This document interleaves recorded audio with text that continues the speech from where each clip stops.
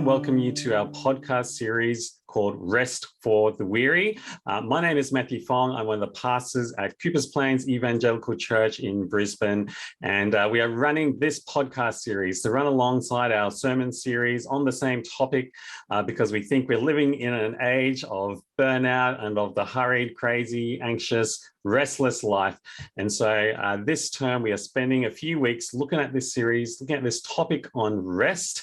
And so as part of that, we wanted to actually run a podcast to really wrestle with some of the nitty gritty, the practical things of everyday life and what it means to be trying to find rest. And as part of that, we're going to have a series of guests come and join us on our podcast. And so with that, I want to introduce us to Dr. Elisa Sia.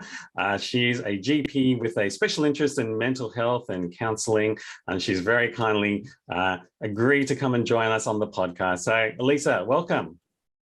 Hello, thanks for having me. It's great to be here. Yeah, hey, it is great to have you along. We are blessed to have you to come and share some of your thinking and your thoughts on this topic. On our very first talk last Sunday, we did look at the whole topic of creation. We look at Genesis chapter 1 and 2, and we see how God creates the world and creates us as physical beings. And so, we're going to be talking about the things of what it means to be a created physical being with Dr. Sia, who's a GP. So I think she's going to have plenty interesting things.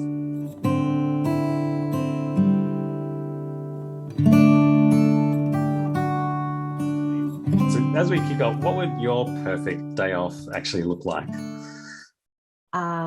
Well, in Queensland and Brisbane, we're really blessed with great weather. So any chance I get, I like to go out for hikes. So if the weather's great, I'll want to do that. But if it happens to be raining, which it does do as well here, then I'd love to stay in and read a good book that I've got on my to-read list. Yep, I imagine you've got a nice big stack of books that need to be read. Yeah, all the time. Yeah, great. No, just like me too. Hey, look, we wanted to talk about the rest and the human body and what it means to be, God creates us out of dust. He creates us as a physical being, an embodied being, might be another way of talking about that. I mean, just tell us a little bit about that from your perspective.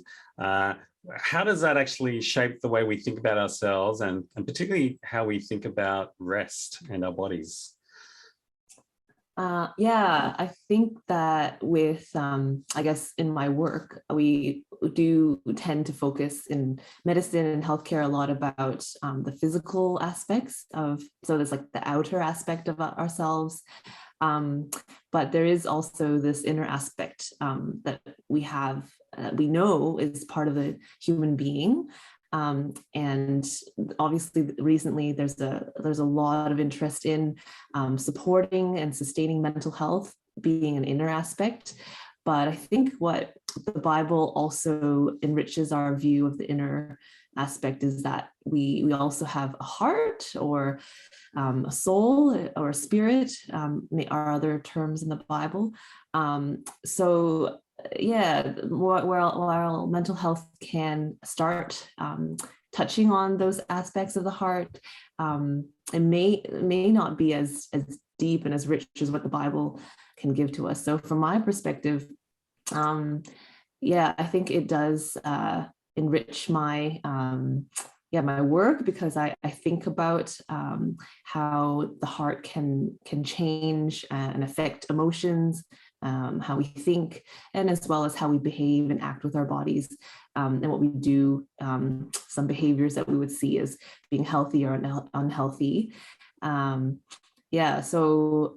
we are complex beings, so we're both bodies and souls, I guess, is the easiest way to summarize it. So I guess that's one aspect. Yes, in a sense, we don't kind of think of my body as something separate and my heart and my motivations or my mind as just all separate things. But in a way, is a kind of way of saying that they're all integrated, they're all kind of interact with each other. Definitely the Bible supports that view too, but in mental health research, but also just physical health research, we see that all these parts are interrelated and interconnected. So you can't really separate out the body from the mind. And yeah, the heart or the soul is part of that as well. So yeah, a good summary would be that we're interrelated, we're complex, we're intricate beings, we're created that way. Yeah, so in a sense, as we focus particularly on the body today, we're not really kind of just saying, you can separate that out, isn't it? It is that our bodies will affect the way we think and feel, and might even reflect and affect our own godliness as well. Would that be a true, fair statement? Yeah, I think it's just important to, sort of think of the body as like the landscape. So I guess being a lover of the outdoors, and you think about a beautiful scenery, there's the backdrop, but there's also what's in the foreground. So I guess like what happens in your body, whether you're healthy or unhealthy, can give us the context in which the inner aspect of our selves will be informed. So it's sort of like the body carries out what is inside the inner aspect. So in the heart is described in the Bible as being thinking, as well as feeling, and as well as willing, or with motivations and intentions and desires. So being the hidden part, that's the seat, the heart. But I guess the body, you could say is the instrument in which what out of the overflow of the heart we would see on the outside. So they can carry out what the heart is functioning. So I guess that's how I would liken it to, as an analogy, maybe, if that's helpful. Yeah. So when we're talking about our bodies and what we do with it, in some ways, that is an indication of what's going on inside us as well, what we're thinking, feeling from the heart. Yeah, and it can also inform, I guess, what the desires of the heart would be, or what the thoughts and motivations are. For example, if you really had were sick with the common cold, it's a lot easier to feel discouraged, so feeling sad, or just feeling more down in your spirit, even that can affect you as a whole being, even though the illness is not very serious. It can still affect your how your heart is responding. And likewise, if you have a mental illness, that can also affect, I guess, how your heart will respond based on how that part of yourself is functioning. Knowing that we live in a sinful, fallen world, we do experience fallenness in our bodies as well as our minds, and the heart can respond to either in a godly way or in an ungodly way as well. Yeah, great. Hey, so let's talk about the body, and particularly about what it means to steward our bodies well, particularly as that interacts and integrates with the whole of our being. From a doctor's perspective, obviously there's a good amount of crossover with that. But what are some of the general things that we should be thinking about in terms of, if we're wanting to, in a godly way, steward our bodies, the things that we've been given by God and with the way that we've been created?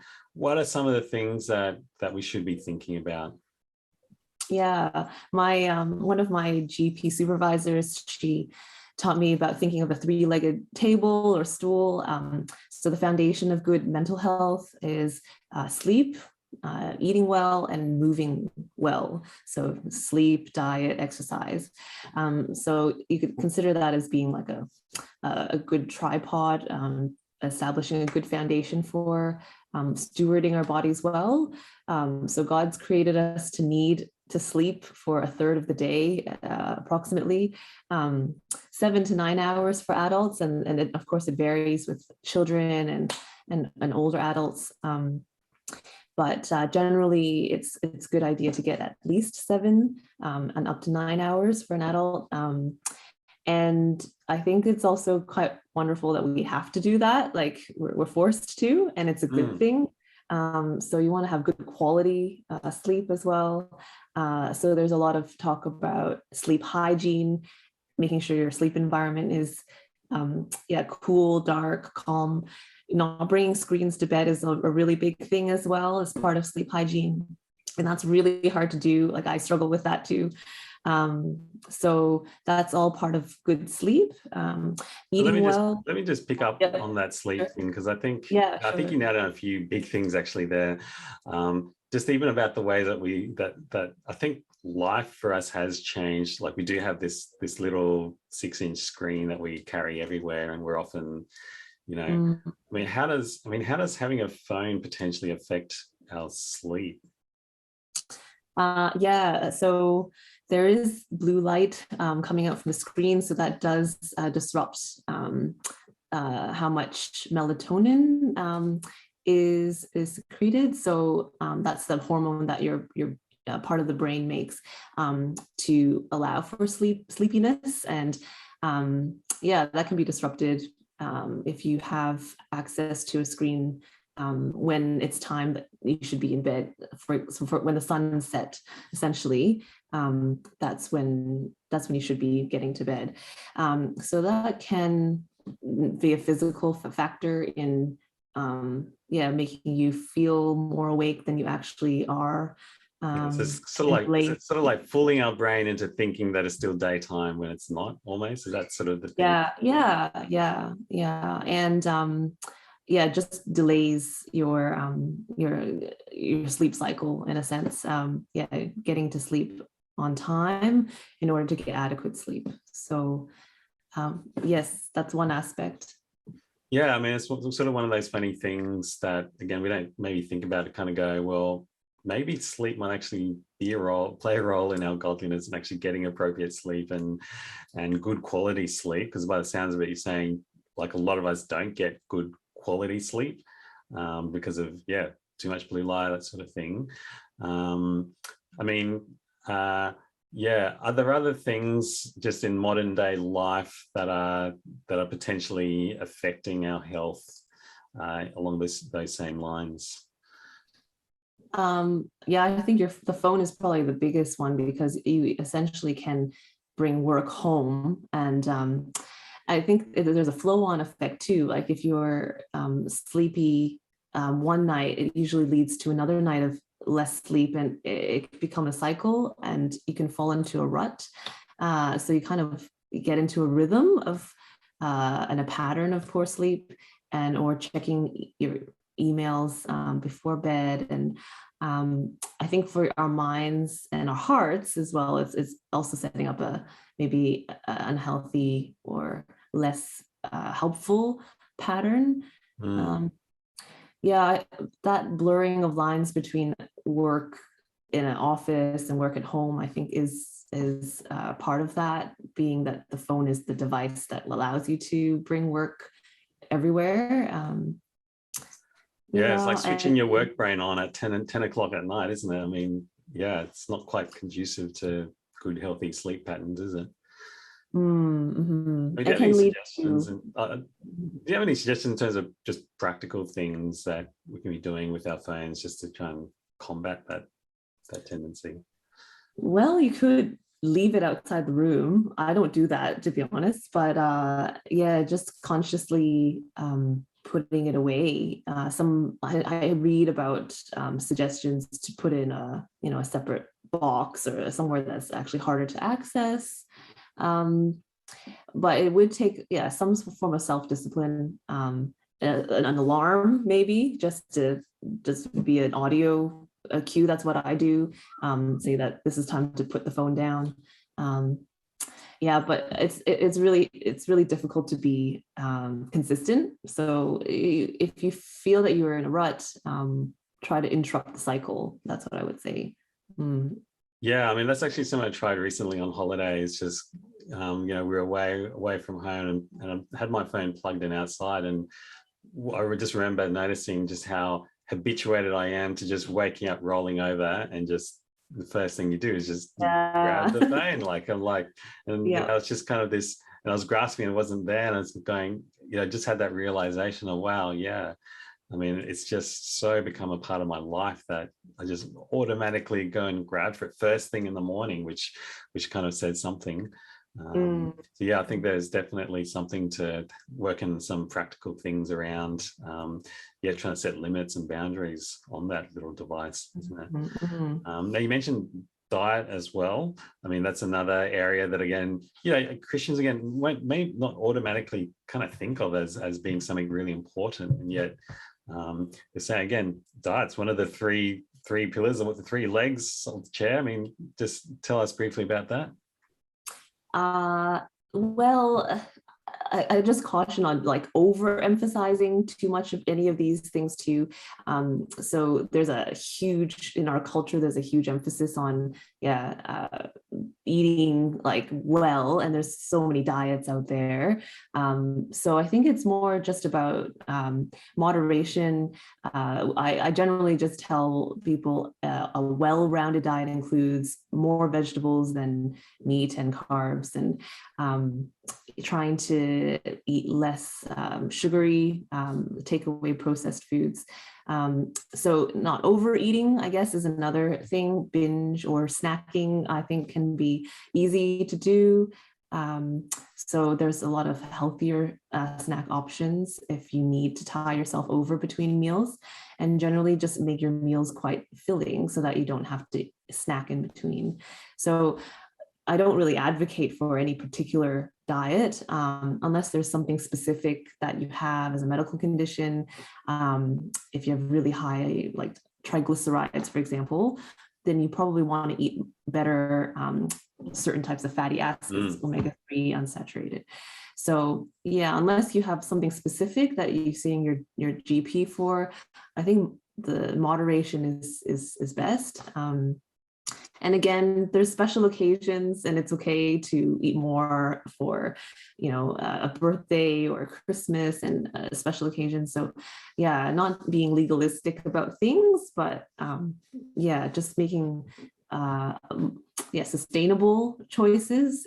And it helps to have a time frame, I think, if you are trying to stick with a diet, have a period of time where we're going to try something new and different, and then evaluate how that goes. So I usually provide some accountability as a GP. I can check on that, or you can do that for yourself if you're motivated to set yourself a goal within a time frame, like 3 months or 6 months or something like that. It helps to have a bit of a goal, if that helps, or an event that you're training for. Like a run or something like that. That's what I mean. Yeah, no, that's actually really helpful. I mean, I like the fact that you point out that actually you could go overboard with this, couldn't you? You could go, well, it's all about just my body, and kind of I'm just going to focus on eating and sleeping well, and forget that there is more than that. I think that's a good, helpful warning. Now, for me, I know I'm a bit of a bad snacker, and I definitely need to try and keep that pantry as clean as possible. But also, I can be a bit of a terrible exerciser as well. I mean, if you said what should be a minimum exercise amount that I should be aiming for? So yeah, in terms of like moderate physical activity, about half an hour, 5 days a week. So that's what the recommendations are from the Heart Foundation of Australia. So that's about 2.5 hours per week for an adult. And so that could include walking, cycling, jogging, swimming, gym classes. And so that's the sort of the lower limit. And intensive physical activity, about like an hour and a half to 2 hours per week. That would be more more running or higher intensity gym classes. Again, it doesn't sound like a lot, and there are people who go way beyond that or go over that because they're trying to lose weight, or they're trying to do something different, challenge themselves. So if you're just doing 30 minutes 5 or more days a week, that's generally good. And trying to limit how much time you sit as well, taking breaks. So I try to do that because I sit in my job. So I do try to get up, walk around, even look, stand like a standing desk, or yeah, those are good options too. So limiting how much sedentary time you have. Yeah, great. I mean, that's all very challenging for me. You know, I guess that's one of those things when you live in a busy, fast-paced life, it's so easy to let these sort of things slide, isn't it? And what you're saying almost is that actually a little bit every day, trying to, or 5 days a week, getting in sort of some sort of routine to just building that into your life is actually quite important, isn't it? Yeah, and even if you only do 5 minutes of walking a day, that's better than nothing. So I think 5 minutes is a great start. If you really, really struggle with exercise, just do 5 minutes. And I think you'd be surprised at, how easy it is to do that as a habit. Early in the morning, probably is the best time, maybe before work, but even after work. And the weekends, of course, are great opportunities to do more. Yeah. All right. Hey, look, I wanted to ask you about burnout. Like, burnout's a phrase that, I think in our day and age, particularly, gets thrown around a lot, and a lot of us talk about feeling burnt out. So I want to ask you, actually, as a GP, is burnout a real thing? What is it? And, what should be the things that we should be looking out for?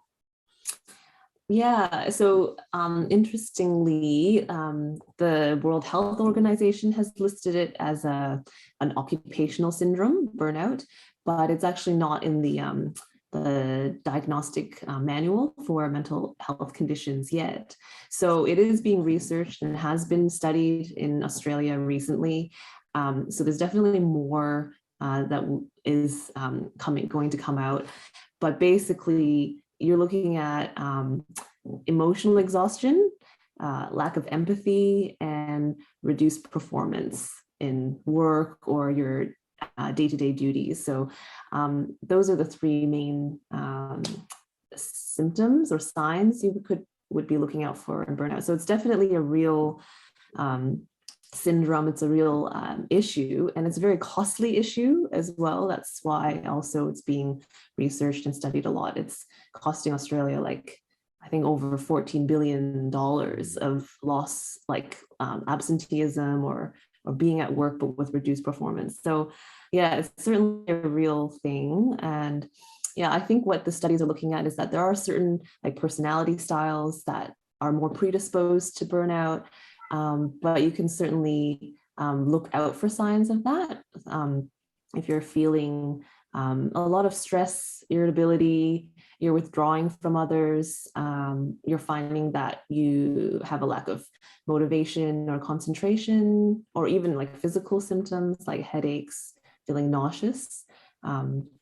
Yeah, so interestingly, it's not just paid workers, but unpaid workers, carers, people who work at home, home duties, as parents, they can experience burnout as well. So yeah, it's certainly something to look out for in each other, but there is also a lot of resources available in your workplace. There should be, as well as asking your GP as well.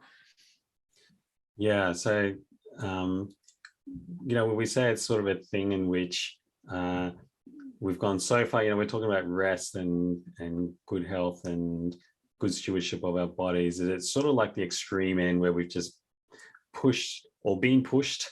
We've either pushed ourselves or been pushed so hard that actually, the legs have started to fall off and the car is just spluttering and breaking down, and we're seeing that play out across our life. Is that sort of a fair way of describing it? I mean, that's why I kind of... I think so. And trying to sort of staying up on our phones, we're trying to push the limits, but to a point that it is affecting your relationships and work. And I think you're pushing against your limits as a human as well, maybe either on yourself or maybe from external pressures. It may not actually be you. It could be the work or the environment, the the type of job you're in. So there's certainly a lot of factors at play, but the culture too, like you're saying, is pushing for high throughput and more demands, and crowding out the rest time. So forcing people to work on Sundays, which is a traditional like rest day, forcing people to have 7-day work weeks or even 6-day work weeks, is definitely that like societal pressure leading to it.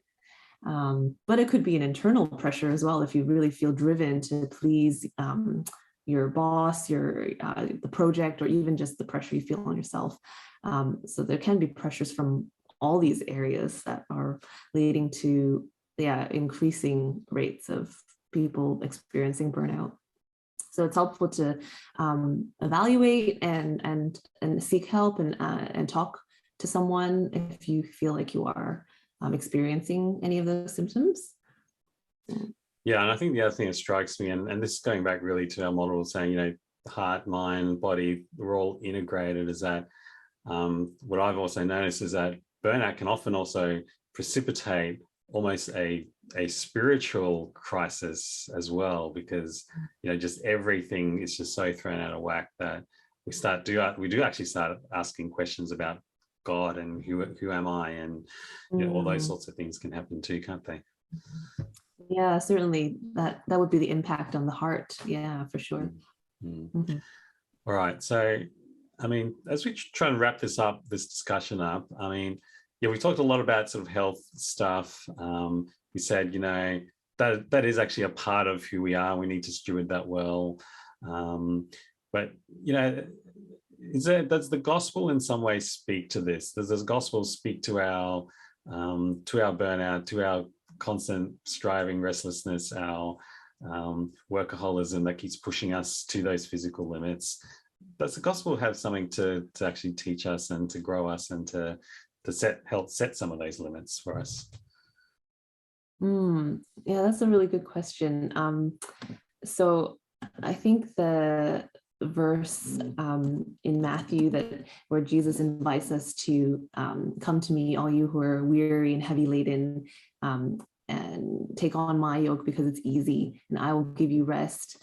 I think that is a great reminder that we don't need to strive to win or earn approval from God, but in some ways, maybe on the work level or the horizontal, like relational level, we might be striving to be, trying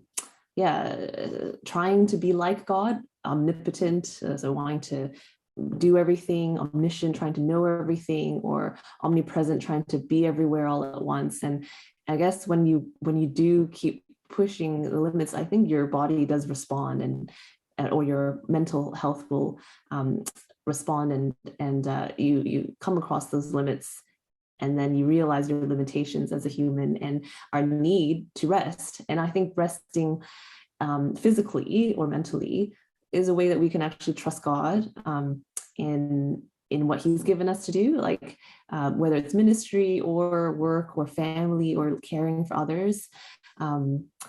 We can trust him to look after those things as well, and not to take that control back. I guess like another analogy might be driving, like letting him also, like he's also helping. He's the one who's given you the ability to drive in the first place. So entrust him that you can keep going on the journey. And with the fuel tank, maybe just keep it going with that analogy. We do need to refuel at times and rest physically, mentally, spiritually as well. There's a lot of different forms of rest that we can take in. So even just like creatively taking time out of work, that's a form of rest because you're doing something a little bit different. I think those are all ways in which we can worship God as well. So I think we can see rest as a way to trust God and also to worship him. Well, hey, Lisa, I think this has been just a really stimulating discussion. So, I love just looking and thinking about the body, thinking about our spiritual life, our hearts, and thinking about the gospel as well, how that actually can keep shaping and growing us in this way. So, I want to say thanks for coming on again to our podcast. We'll have some more series, some more topics, interesting topics like this to come up as well. But again, from me and from CPE, just want to say thanks for coming along and sharing some of your wisdom, expertise, your professional expertise, as well as your expertise as a Christian, trying to encourage us to keep entrusting ourselves to the God who has saved us, created us, loves us. I think that's massively important stuff for us to be thinking about. Great. I hope it's helpful, and it's nice to be able to be on and speak with you today. Great. Okay. Thank you.